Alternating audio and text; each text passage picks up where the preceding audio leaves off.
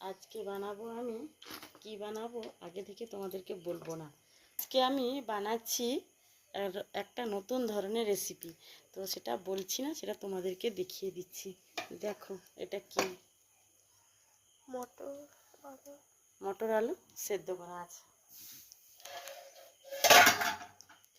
মশলাগুলো করে নিয়েছি সব, একটা ডিম নিয়েছি। তো তোমরা দেখতে থাকো আমি কিভাবে রান্না করি, সেভাবে তোমরা রান্না করবে, তোমরাই নামটা বলবে।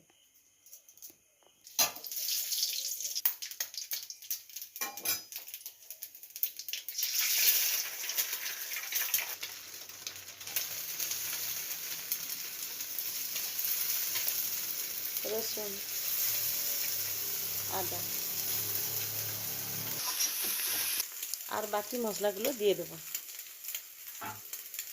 টমেটো কাটা, হলুদ গুঁড়ো, লঙ্কা গুঁড়ো, স্বাদ মতো নুন,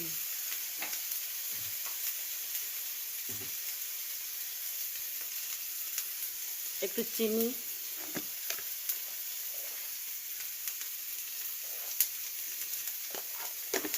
ভালো করে কষিয়ে নেব। মশলাটা কষা হয়ে গেছে, এবার সিদ্ধ মটর আর আলুটা এর উপরে দিয়ে দেবো।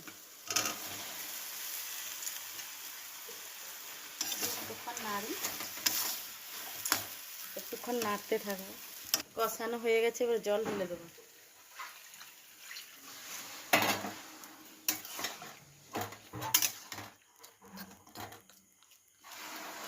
যেহেতু সেদ্ধ মটর, সেহেতু আমি কম করেই জল দেব। হয়ে গেছে, এবারে আমি একটু সানরাইজের গরম মশলা দিয়ে একটু নামিয়ে নেব। বন্ধ করে দিলাম, মিশিয়েও দিলাম। তাহলে তোমরাই নাম দেবে। আমি এটা যে রান্না করেছি মটর আলু দিয়ে, এটা এক ধরনের ঘুগনি রান্না করেছি, তবে ডিম দিয়ে রান্না করেছি। তোমরা অবশ্যই কমেন্টে বলবে। টাটা বন্ধুরা। তো খেয়ে বলছে কেমন হয়েছে, তুই বন্ধুদেরকে বল কেমন হয়েছে। দারুণ হয়েছে এটা। তাহলে এটা কি বাড়িতে রান্না করে আর লোকজনকে পরিবেশন করা যাবে? অবশ্যই। আচ্ছা ঠিক আছে। মা, এটা আমাদের গ্রামীণ ভাষায় কি বলে? আমরা তো শুদ্ধ ভাষায় কথা বলতে অভ্যস্ত নয়, তো আমরা যেটা বলি গ্রাম্য ভাষাটাই বলি। আমরা যেটা বলি সেটা বললে হয়তো আপনারা খুবই হাসবেন, হ্যাঁ, তবে আমরা যেটা বলে অভ্যস্ত তাই বলছি। ঘুগনিটা খুব সুন্দর হয়েছে, ভালো লাগছে। হেভি লাগছে, কি বলো? অসম হেভি হেভি বলতে এখন শিখে গেছি আমরা, তো সেটাই বলছি।